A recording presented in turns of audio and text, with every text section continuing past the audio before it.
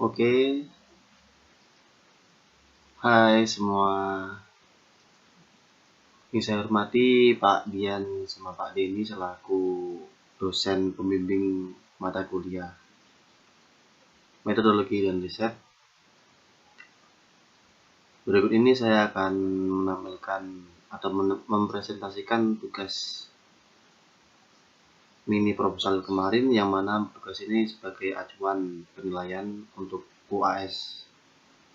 Pada kali ini saya akan bahas mengenai tema pengaruh media sosial sebagai media promosi terhadap peningkatan ekspor furnitur.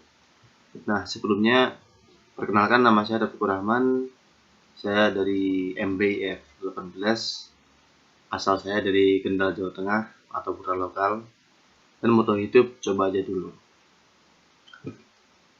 Di sini akan saya jelaskan terlebih dahulu mengenai poin-poin presentasi, yakni ada 3 bab, yang mana bab pertama mengusung beberapa poin, yakni ada latar belakang, pengurus masalah, tujuan, manfaat. Dan di bab 2 berisi mengenai kajian teori. Kajian teori merupakan dasar yang saya gunakan sebagai acuan atau sebagai aturan yang sesuai dengan tugas saya ini. Nanti akan saya jelaskan. Oke, bab ketiga berisi tentang metode penelitian, yang mana ada objek penelitian, ada jenis dan sumber data, dan ada metode pengumpulan data. Oke, kita menuju ke bab 1, yaitu latar belakang. Saat ini kita hidup di dunia digital, yang mana dunia yang berubah-ubah teknologinya, yang mana setiap peningkatan perubahannya bisa mempermudah pekerjaan kita. Hal tersebut contohnya adalah media sosial, yakni tempat atau wadah berkumpulnya masyarakat maya yang saling berinteraksi virtual satu sama lain dengan ruang lingkup yang tidak terbatasi oleh jarak wilayah. Dan seiring berjalannya waktu, media sosial menggantikan media-media konvensional sebelumnya karena kemudahan-kemudahan yang didapatkan seperti berjualan, bertransaksi, menyampaikan berita terkini, promosi produk, menciptakan branding, ataupun alat politik yang tidak terbatasi oleh waktu, wilayah. Nah, oke, dengan adanya pengertian yang sudah saya jelaskan tadi, itulah alasan yang membuat saya menulis atau menciptakan tema tugas akhir itu saya sebutkan tadi. Karena banyak industri lokal yang belum sadar mengenai pentingnya menciptakan branding atau pemanfaatan media sosial secara luas. Hal tersebut dapat kita lihat dengan penjualan kita di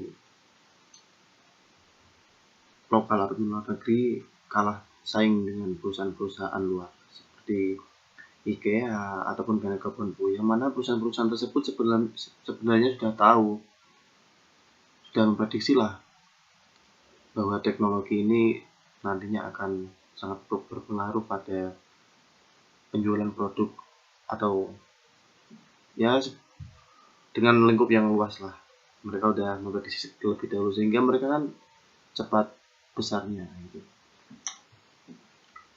Oke, untuk rumusan masalahnya sendiri, apa sih keuntungan yang akan diperoleh CPT Chorus setelah menggunakan media sosial? Oh ya, sebelumnya saya studi kasus di CPT Chorus tempat saya magang, karena pengalaman saya di industri hanya saat itulah.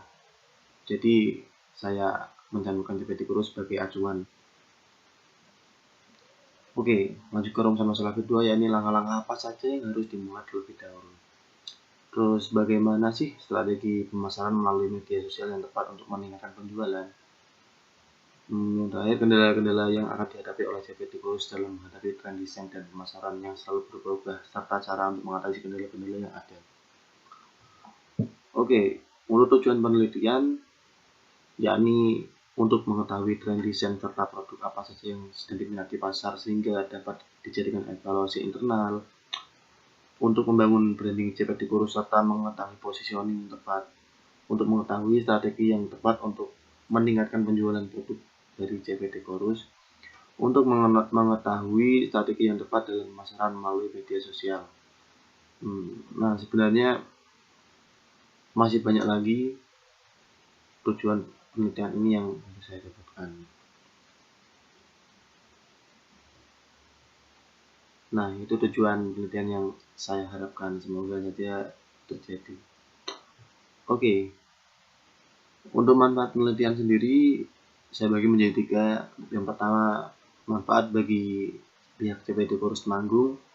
Semoga penelitian ini diharapkan dapat memberi masukan untuk dijadikan pertimbangan dalam pengambilan keputusan dan juga menyiasati serta mengikuti kemajuan teknologi.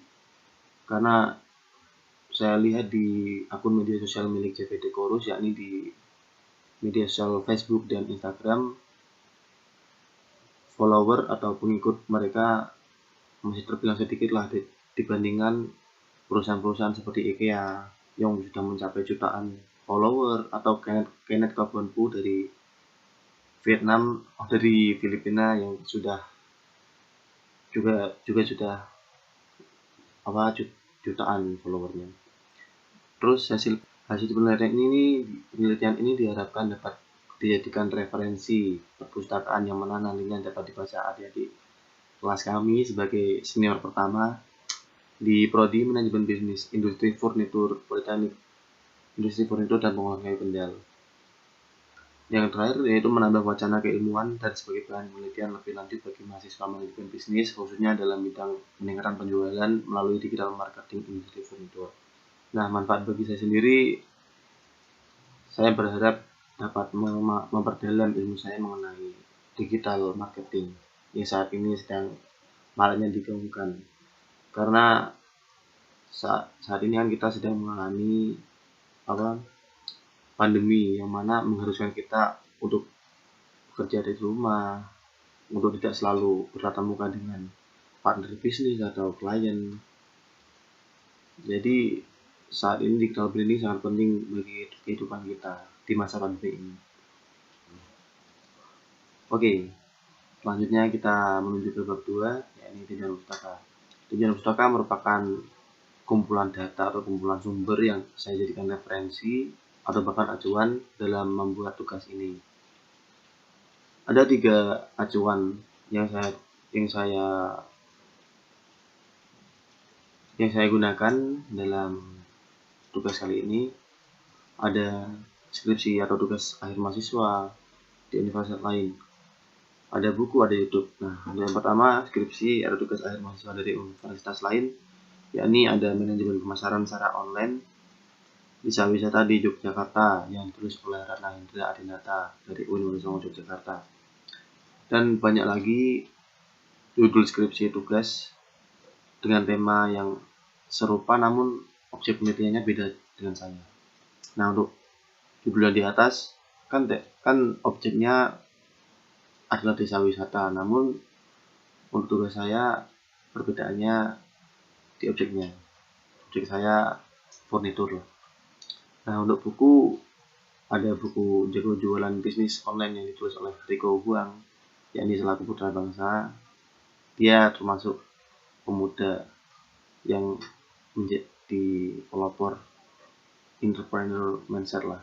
Yang kedua ada buku Rich Dad Poor Dad oleh Robert T. Kiyosaki, buku terkenal itu. Yang ketiga ada buku Unlimited Power oleh Anthony Robbins, seorang motivator nomor 1 di dunia lah katakanlah, dan lain-lain lagi, masih banyak. Untuk YouTube sendiri ada banyak channel yang saya lihat di masa pandemi ini untuk mengisi waktu kosongan dan juga mengisi ilmu. Ada channelnya milik Mas Dewa Eka Prayoga atau bisa disebut Dewa Selling, ada channelnya Chris Nali, Coach Dionis Oli, Deka Huang, Mariana, dan masih banyak lagi. Oke, kita masuk ke bab 3, yakni metodologi penelitian. Ada tiga poin yang terdapat pada tugas saya. Yang pertama adalah objek penelitian dan tentunya adalah CPT Guru sendiri selaku Universitas di Indonesia, dan juga alasan saya memilih CPT Guru sudah saya jelaskan tadi. Yang kedua, jenis data dan sumber data. Nah, untuk jenis data ada dua, yakni data kuantitatif dan data kualitatif. Dimana data kuantitatif itu data yang berupa angka atau nominal, dan yang kedua data kualitatif yaitu data yang saya dapatkan langsung melalui wawancara dari pihak marketing.